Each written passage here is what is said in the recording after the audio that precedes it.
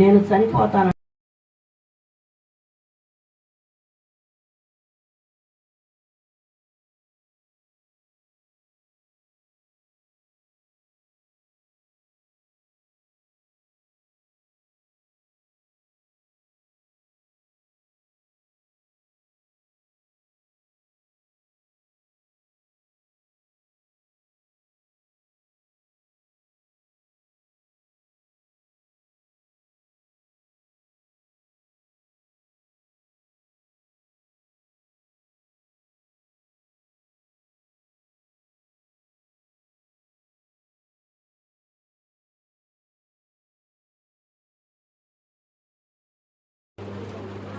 ఈ యొక్క ఏప్రిల్ నెలలో దేవుడు మనల్ని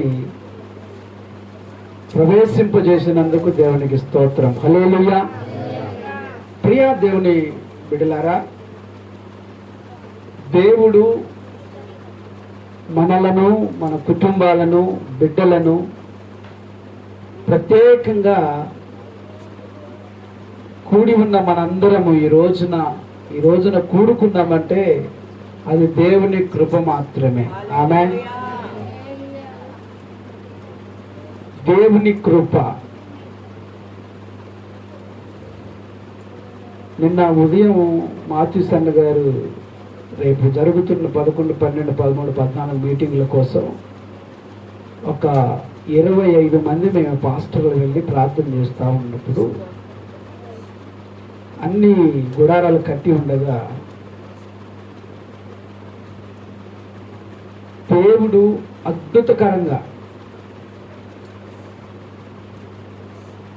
ఒకేసారి భయంకరమైన సుడిగాలి వచ్చి ఆ డేరాలు మొత్తం లేపి పట్టుకుంటే, నేను ఇలాంటి కర్ణ పట్టుకుంటే ఆ కర్రతో పాటు నేను కూడా అంతెత్తు వెళ్ళిపోయాను. ఇప్పుడు కర్రను వదిలిపెట్టాలా, చేతిలో ఉన్న బిర్యానీ వదిలిపెట్టాలా అని చేతిలో ఉన్న బిర్యానీని వదిలిపెట్టి కర్రే పట్టుకున్నాం. హల్లెలూయా. అసలు ఎంత శాతాన్ గడు కరెక్ట్గా 12:30 1 గంట టైంలో అద్భుతకరంగా దేవుడు అక్కడున్న దైవ సేవకులందరినీ, దానిలో నన్ను ప్రత్యేకపరిచి మరణ ప్రయం లేకుండా దేవుడు తప్పించినందుకు దేవాదేవానికి స్తోత్రాలు చెల్లించుకుందాం. హల్లెలూయా. అలాగే ఆ 4 రోజులు మీటింగ్స్ కోసం దైవజనులు ప్రార్థన అవసరతలు కోరారు. ఆ మీటింగ్స్లో అనేకమైన అద్భుత కార్యాలు, ఆశ్చర్యమైన కార్యాలు దేవుడు జరిగించబోతున్నందుకు దేవాదేవానికి స్తోత్రాలు చెల్లించుకుందాం. స్తోత్రం, స్తోత్రం, స్తోత్రం. ఇక దేవుని మాటలను మనం జాగ్రత్తగా విందాం. మీరు సమయాన్ని పాటించాలి. సమయము మేము 11 గంటలకి మైక్ పట్టుకొని స్టార్ట్ చేస్తే 1 గంట 1:30 వరకు పాటలే పాడుకుంటా ఉన్నాం. అదే వేరే చర్చిలో అయితే 2 ఆరాధనలు అయిపోతాయి. కానీ అది నా దురదృష్టం అనుకోవాలి. పర్వాలేదు, మిమ్మల్ని ఏమో అనడం లేదు. నేను సమయాన్ని పాటించండి, ప్రభు దగ్గరకు రండి, పాటలు పాడండి, పాటలు నేర్చుకోండి. పాటలు నేర్చుకొని మీరు మంచిగా దేవుని సన్నిధిలో మంచిగా పాడితే మీ స్వరాలను దేవుడు వింటాడు, మీ స్వరాలను దేవుడు తాగుతాడు. మీరు మాట్లాడే మీ మాట దేవునికి వినబడాలి. ఏదో వస్తున్నాం పోతున్నాం తెల్లారుతుంది అనుకుంటే సరిపోదు. కానీ మనం ఎవరిని ఆశ్రయిస్తూ ఉన్నాము? బైబిల్ గ్రంథంలో నుంచి 92వ కీర్తనకారుడు 91వ కీర్తనలో ఒక మాట వ్రాయబడి ఉంది. 91 మొట్టమొదటి వచ్చి నుంచి చిన్నగా, క్షుణ్ణంగా, జాగ్రత్తగా, మహోన్నతుని చాటున నివసించువాడే. చాలు. హల్లెలూయా. ప్రియమైనటువంటి దేవుని బిడ్డలారా, మహోన్నతుని చాటున నివసించువాడే. ఎవరు మహోన్నతుని చాటున?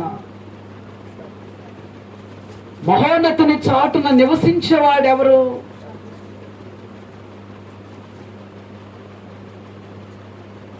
ఎవరైతే మహోన్నతుని చాటున నివసిస్తాడో, మనిషి చాటున కాదండి, మనుషులు చాటున నివసించే వాళ్ళు కాదు.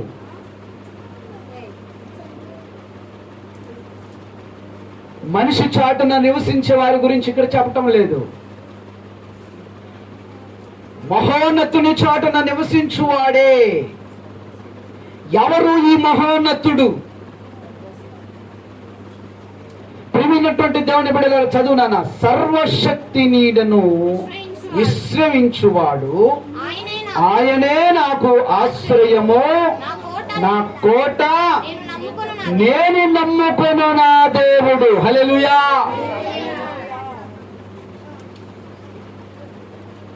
ఈ మహోన్నతుడు,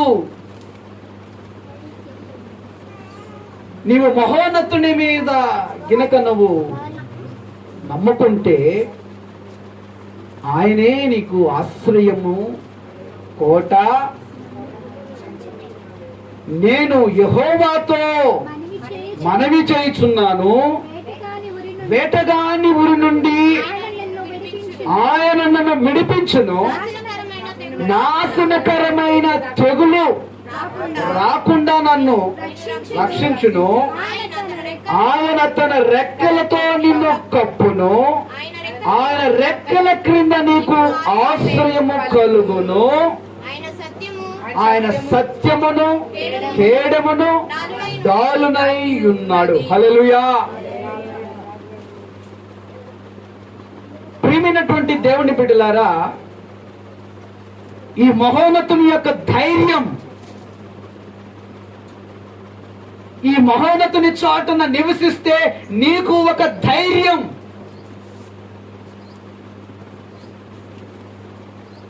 ఈ మహోన్నతుని చాటున గనక నువ్వు నివసించగలిగితే నీకు ఒక ధైర్యం.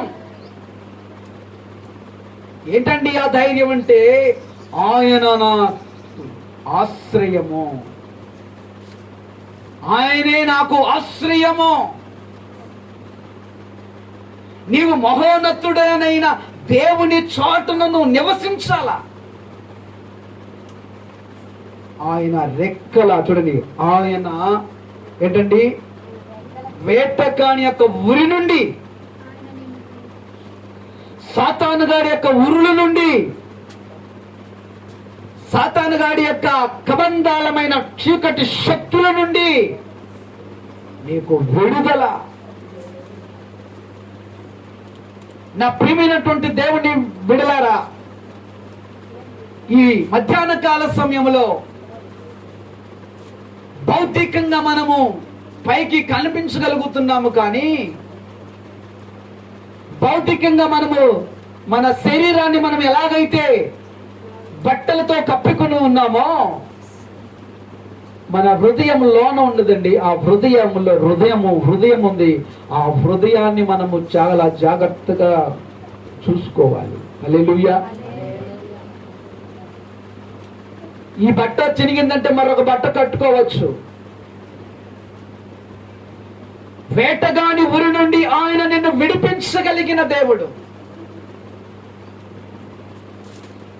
ఆయన మనకు సత్యమును కేడమును డాలునై ఉన్నాడు. చూడండి 5వ వచనం. రాత్రి వేళ కలుగు, దేనికండి? రాత్రి వేళ కలుగు భయం, పగటి వేళ ఎగురు బాణముకైనను, చీకటిలో సంచరించు తెగులుకైనను, మధ్యాహ్నమందు పాడు చేయు రోగముకైనను నీవు భయపడకుందువు. నీ ప్రక్కన 1000 మంది పడినను, 10,000 మంది కూలినను. ఆమేన్. చూడండి ఆ 8వ వచనం. చూచుచుండగా భక్తిహీనులకు ప్రతిఫలము కలుగును. ఆమేన్. మహోన్నతుని చాటున నివసించాల. మహోన్నతుని చాటున మనము నివసించగలిగితే నీకు నిన్ను దేవుడు తప్పించగలుగుతాడు. ఆమె నువ్వు దేవుని చాటున నివసించాల, మనుషుల చాటున కాదు, మరొకరి చాటున కాదు. మహోన్నతుడమైన దేవాది దేవుడు ఆయన చాటున నువ్వు నివసించుతున్నావు. ఆమె అది నువ్వు గమనించాల. నేను నివసిస్తున్నది, నేను బ్రతుకుతున్నది, నేను నడుస్తున్నది, నేను జీవిస్తున్నది మహోన్నతుని చాటున. నా ప్రియమైనటువంటి దేవుని బిడ్డలారా, ఈ మధ్యాహ్న కాల సమయంలో నిన్ను మహోన్నతంగా దేవుడు చూస్తూ ఉన్నాడు. ఆమె కోడి తన పిల్లలను ఎలాగైతే కాచి కాపాడుద్దో ఆయన నిన్ను తన రెక్కలతో నిన్ను కరపుతున్నాడు. ఆయన రెక్కల క్రింద నీకు ఆశ్రయం ఉన్నది. ఆయన రెక్కల క్రింద, ఆయన రెక్కలతో నిన్ను కరపుతాడు. నువ్వు నివసిస్తున్నది మహోన్నతుడు చాటునని గమనించాలా. ఆమె నీవు దేవుని చాటున నివసిస్తే, మహోన్నతుని చాటున నువ్వు నివసించగలిగితే, అందుకే ఈ మాటను చూసుకుని నేను పాట పాడాను. మహోన్నతమైన ప్రేమ, మహాఘనుని ప్రేమ, మరువలేనయ్యా నీ ప్రేమను. దేవుని సన్నిధిలో ప్రియమైనటువంటి దేవుని బిడ్డలారా, ఈ మధ్యాహ్న కాల సమయంలో నీవు మహోన్నతునితో ఉన్నావని సంగతి గమనించాలి. మహాఘనుడాయన మన దేవుడు, మహత్తరమైన కార్యాలు చేయగలిగిన వాడు, ఉన్నది లేనట్టుగా లేనది ఉన్నట్టుగా చేయగలిగిన దేవుడు మన దేవుడు. ఆయన రాయో రప్పో చెట్టో పుట్టో కాదు. దేవుడు ఎవరి ద్వారా ఏ విధంగా ఎప్పుడు ఎలాగ దేవుని సన్నిధిలో కార్యాలు, ఆయన బలమైన కార్యాలు జరిగించుకోవాలో దేవునికి బాగా తెలుసు. దేవుని సన్నిధిలో ప్రియమైనటువంటి దేవుని బిడ్డలారా, మనము దేవుని సన్నిధిలో ఉన్నాము కనుక దేవుడు మనల్ని ఆశీర్వదిస్తాడు. నువ్వు మహోన్నతుని చాటున్నావు. ఆమె నువ్వు నివసిస్తుంది మహోన్నతునితో. మహోన్నతుడే నీకుంటే, మహోన్నతుడే నీ ఇంటికి వస్తే, మహోన్నతుడు నీ కుటుంబంలో ఉంటే, మహోన్నతుడు నీ కుటుంబంలో గనక ఉన్నట్లయితే నీ కార్యాలన్నీ సఫలమవుతాయి. ఆమె నీ కార్యాలన్నీ సఫలమవుతాయి.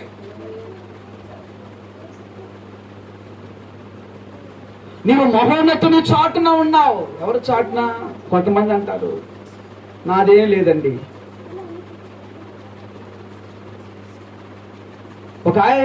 ఒక తల్లి తన బిడ్డను కొడితే ఒక వ్యక్తి దగ్గరకు పరిగెత్తుకుంటూ వస్తుంది. ఒక వ్యక్తి చాటుకెళ్ళుద్ది.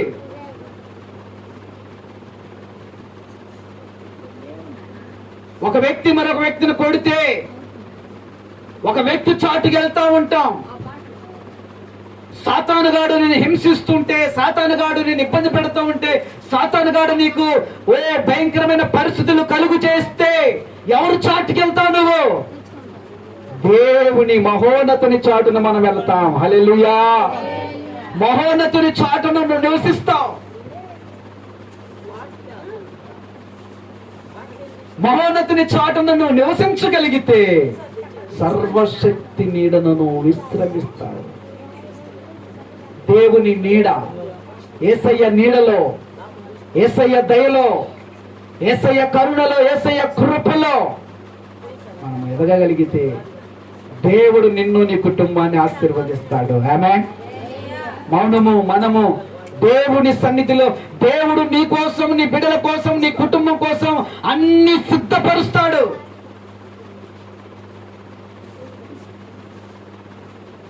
దేవుడు నీ కొరకు సిద్ధపరుస్తాడు. దేవుడు సిద్ధపరిచేది వేరు, నువ్వు సిద్ధపడేది వేరు. నీవు మహోన్నతుని చాటున ఉన్నావు కనుక నీ కోసం దేవుడు అన్నిటినీ నీ కోసం సిద్ధపరుస్తాడు. హల్లెలూయా.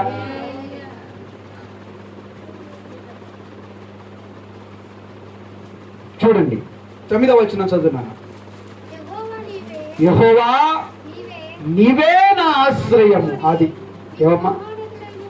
నీవు మహోన్నతుడైన దేవుడనియు నివాస స్థలముగా చేసుకొని ఉన్నావు. నీకు అపాయమేమీ రాదు, ఏ తెగులు నీ గుడారమును సమీపించదు. నీ మార్గములన్నిటిలో నిన్ను కాపాడుటకు నిన్ను గురించి ఆజ్ఞాపించును. ఆమేన్, హల్లెలూయా. ఏమని ఆజ్ఞాపించును? నీకు ఏం కావాలో, ఏది అవసరమో, ఏది కావాలో దేవుడు నీ కొరకు ఆయన సిద్ధపరుస్తాడు. ఆయన దూతలను ఆజ్ఞాపిస్తాడు.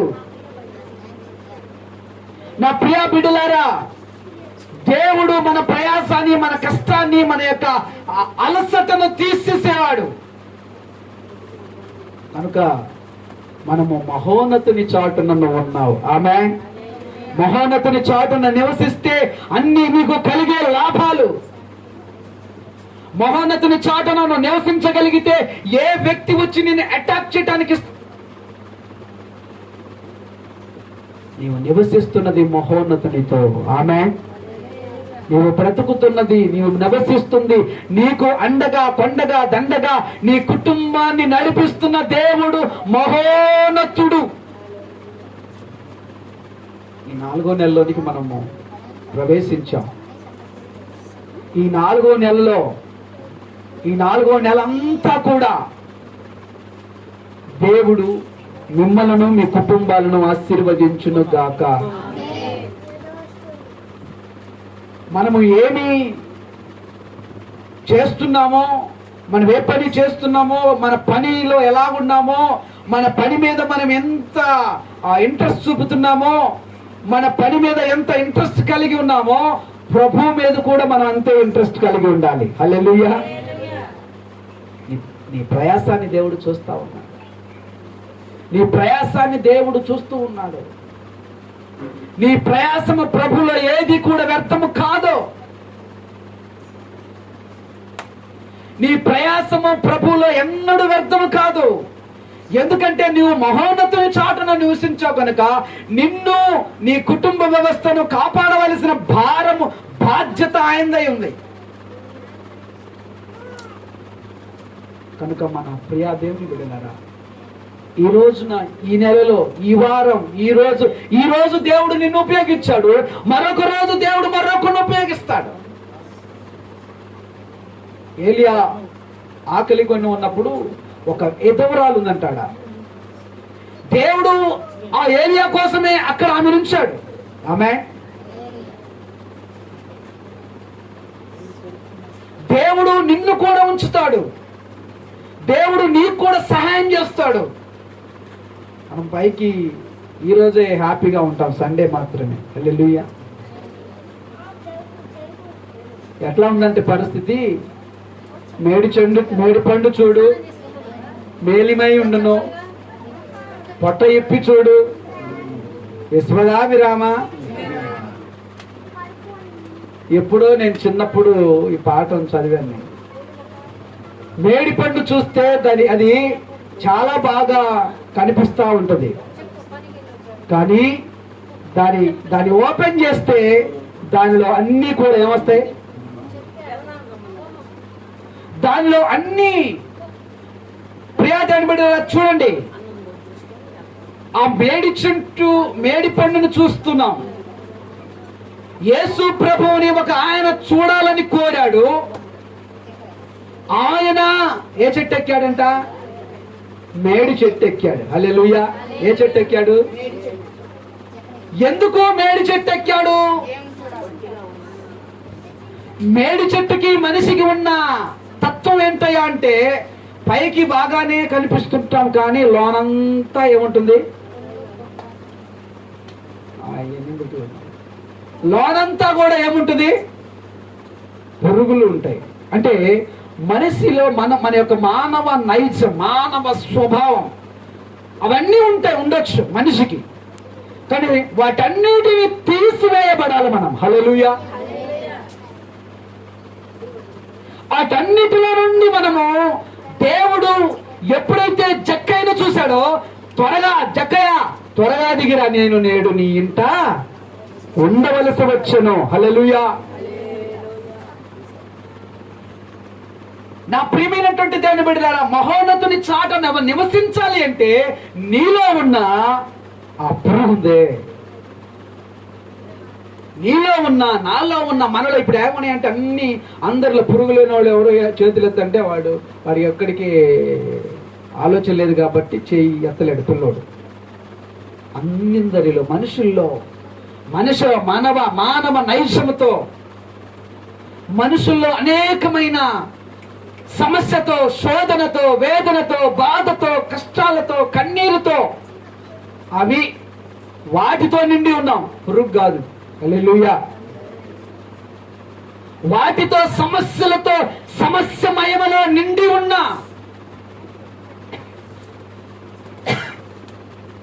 సమస్యమయముతో నిండి ఉన్న ఆ సమస్యలన్నిటినీ తీసివేయగలిగిన వాడు నజరేయుడైన యేసయ్య మాత్రమే. దేనితో నుండి ఉన్నావు? సమస్య ఉందా? యేసు నామములో తొలగిపోవునుగాక. శోధన ఉందా? యేసు నామములో తొలగిపోవునుగాక. పరిస్థితులు మార్చబడలేదా? యేసు నామములో తొలగిపోవునుగాక.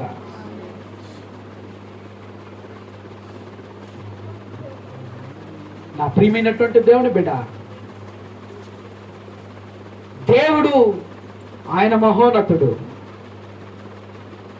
మనుషులు మారిపోతారు, మనిషి మారిపోయాడు, మానవుని యొక్క టెక్నాలజీ మారిపోయింది, కానీ మా దేవుడు మాత్రం మారలేదు. హల్లెలూయా. నేను చెప్పకూడదు కానీ, నేను చెప్పలేను కానీ హృదయంలో చాలా వేదన ఉంది. ఏమే బల్లారదనంటే ఏదో అనుకోవద్దు, పేరు పెట్టి చెప్పే అంత ధైర్యం నాకు లేదు. దేవునికి స్తోత్రం. నేను చెప్పలేను. చెప్పానంటే మరొకసారి ఈ దరిదాపులో కూడా రాలేను. ఎందుకంటే నీ మనస్సు అలాంటిది, అలా ఉండకూడదు.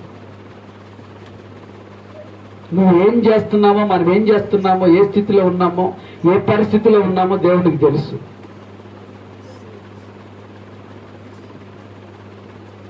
నేనంత తిక్కులో నేను కాదు, సెల్లో క్వార్టర్ తెలియనంత పిచ్చోండి. అమ్మ తలుపు అక్కేస్తాను. సెల్ ఫోనో క్వార్టర్ తెలియదా నాకు? ఏందమ్మా అంటే ఫోన్ అని ఒళ్ళో పెట్టుకుంటే తెలియనంత పిచ్చోండా నేను? ఒకవేళ నేను పిచ్చోడు కావచ్చు, దేవుడు పిచ్చోడా? బాప్తిసం తీసుకొని యేసుని రక్తంలో కనబడి బాల ఆరాధనలో పాలు పొంది చాలా జాగ్రత్త. అజ్ఞానుల వలె కాక, బైబిల్ గ్రంథం చెప్పుద్ది, ఎవడైనను దీనిలో పాలు పొందే ప్రతి ఒక్కడు నిన్ను నీవు పరీక్షించుకోవాలి. హల్లెలూయా. నిన్ను నీవు పరీక్షించుకోవాలా? నిన్ను నీవు పరీక్షించుకొని, ఇది నీ కొరకే, నా కొరకే దేవుడు నాకు ఇచ్చాడన్న ఆ నమ్మకత్వాన్ని నువ్వు కోల్పోకూడదు. హల్లెలూయా. అంతేగాని ఏదో ద్రాక్షారసమే, ఏదో బ్రెడ్డే అనుకోకూడదు.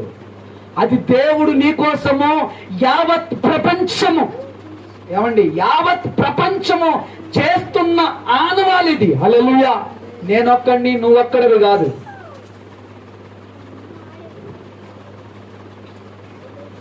ఇది చిన్న బర్డ్ కాదు. ఇది ఏదో అనుకొనవద్దు. దీనిలో ఎవరైతే అయోగ్యంగా పాలు పొందాడో వాళ్ళకి ఏమొస్తుందండి? ఎవరైతే దీనిలో అయోగ్యంగా పాలు పొందుతారో శిక్షార్హులవుతారు. హల్లెలూయా. శిక్షకు పాత్రులవుతారు. ఇంకొక విషయం తెలుసా? సమాధానం పడకుండా కూడా బల్లలో చేయి పెట్టకూడదు. ఇద్దరు భార్య భర్తలు ఇంట్లో కొట్టుకుంటారు, ఇక్కడికి వచ్చి బల్లారదల్లో పాలు పొందుకుంటారు. ఇద్దరు భార్య భర్తలు తిట్టుకుంటారు, ఇక్కడ బల్లారదలకు వచ్చి బల్లారదల్లో పాలు పొందుకుంటారు. అది కరెక్ట్ కాదు. ముందు మీరిద్దరు ఒకళ్ళు చూసుకొని సారీ చెప్పుకోవాలి. హల్లెలూయా. ఇంకేది వేరే చెప్పుకోకూడదు, వేరేది ఏం అవసరం లేదనుకోండి. ఒకళ్ళొకరు చూసుకొని ఐఎమ్ సారీ అండి, ప్రైజ్ ది లార్డ్ చెప్పగలుగుతావా? నేను మిమ్మల్ని క్షమించిన ప్రకారం మిమ్మల్ని మీరు ఏం చేసుకోండి, మీరు క్షమించాలి. ఈ కార్యకలాపము, ఈ బల్లారాధన ఏదో చేస్తున్నాం, నెలల తరబడి వస్తున్నాము, తింటున్నాము, పోతున్నాం అనుకోకూడదు. ఇది నా కొరకు దేవుడిచ్చిన, నా కొరకే దేవుడు నాకు అనుగ్రహించాడు. పాపం నాగయ్యులకి పాపం ఎవరిచ్చారో తెలియదు, కానీ ఇచ్చిన వారి కుటుంబాన్ని దేవుడు ఆశీర్వదించిన దాకా. ఆమేన్. చాలా మంది ఇవి పంచుతారు. మనము దేవుని దగ్గర దీని మీద మన ఇంట్రెస్ట్ చూపించాలి. ప్రభు దగ్గర ఎవరు కూడా మనము అయోగ్యులుగా ఉండకూడదు, యోగ్యత కలిగి ఉండాలి. హల్లెలూయా. యోగ్యత కలిగి ఉంటే దేవుడు మరలా నిన్ను ప్రమోట్ చేస్తాడు. యోగ్యత కలిగి ఉంటే, మహోన్నతుని చాటున నివసించగలిగితే నీకు భయం ఉంటుంది. భయం లేని కోడట ఎక్కడ పెట్టింది గుడ్డు? ఏమండి, భయం లేని కోడి బజార్లో గుడ్డు పెట్టిందట. తెలుసా మీకు? భయం ఉండదు దానికి. కొన్ని కోళ్ళు ఉంటాయి, ఆ కోళ్ళకు భయం ఉండదు. మన ఇంట్లో గుడ్లు పెట్టవు, ఎవరో ఇంట్లో పోయి పెట్టి వస్తాయి. భయం లేని కోడి. ఈరోజు నా కూడా భయం లేని విశ్వాసం, భయం లేని విశ్వాసి. దేవుని భయం ఉంటే, దేవుని భయం కనుక నీకున్నట్లయితే దేవుడు ఖచ్చితంగా నిన్ను ఆశీర్వదిస్తాడు. ఆమేన్. నీవు దీవించబడటము చూడండి. 92వ కీర్తనలో అంటాడు, 8వ వచనం, నీవు కనులారా చూచుచుండగా భక్తిహీనులకు ప్రతిఫలము కలుగును. నువ్వు కళ్ళారా చూస్తావు, నీవు కళ్ళారా చూడగలుగుతావు. ఈ రోజున నా ప్రియా దేవుని బిడ్డలారా, మహోన్నతుని చాటున నువ్వు నివసిస్తున్నావంటే సామాన్యమైన విషయం కాదు. ఏదో ఏదో అనుకోవద్దు. ఈ రోజున నీవు, నీ కుటుంబం, నీ బిడ్డలు ఈ సురక్షితముగా నివసించగలుగుతున్నారు అంటే అది మహోన్నతుడు నీ వెనక, నీ ముందున్నాడు. హల్లెలూయా. నిన్ను నడిపిస్తున్నవాడు కొనకడు, నిన్ను కాపాడుతున్నవాడు నిన్ను కొనకడు, నిద్రపోడు. నిన్ను సర్వశక్తి కలిగిన దేవుడు నీతో ఉన్నాడు. హల్లెలూయా. నేను ప్రతి వారం మీతో చెప్తున్నాను, ఎవరన్నా ప్రేరేపణ కలిగిన వాళ్ళు ప్రార్థన పెట్టించుకోండి అని. నీకు ప్రేరేపణ కలగటం లేదు. ప్రభువులో ప్రియా దేవుని బిడ్డ, నీ ప్రయాసము ఎన్నడూ కూడా వ్యర్థం కాదు. ఆత్మానుసారంగా మనం జీవించాలి. దేవుని సన్నిధిలో నీవు నివసించాలి. దేవుని సన్నిధిలో మనం ఎప్పుడైతే ఆసక్తి కలిగి ఉంటావో దేవుడు అన్ని నీ కుటుంబానికి అనుగ్రహిస్తాడు. ఆమె సమస్తం. నేను మార్చి నెల ఎంత నరకం అనుభవించాను, కటిక కరువును అనుభవించాను. హల్లెలూయా. నిజమండి. ఈరోజు నేను సాక్ష్యం చెప్పాను. నిజంగా బాబోయ్ దేవా, సాతాను గాడు అన్నిటి మీద దెబ్బ కొట్టాడు. వాడు కొట్టే విధంగా అన్నిటి మీద అన్ని కోణం మీద కొడతాడు. మీకు తెలుసో తెలియదో, అది అనుభవిస్తున్న వారికి మాత్రమే తెలుస్తుంది. హల్లెలూయా. మన పని మీద కొడతాడు, పరిచర్య మీద కొడతాడు, కుటుంబం మీద కొడతాడు. చూడండి, నీ శరీరం మీద కొడతాడు. టెస్ట్ చేయించుకోలేదు, కానీ టెస్ట్ చేయించుకుంటే నాకు 450 ఉంటుంది షుగర్. రాత్రంతా గుండెల్లో నొప్పి వచ్చింది, బలహీనత అయిపోయాను. పౌలు అంటాడు, నా శరీరము బలహీనతే గాని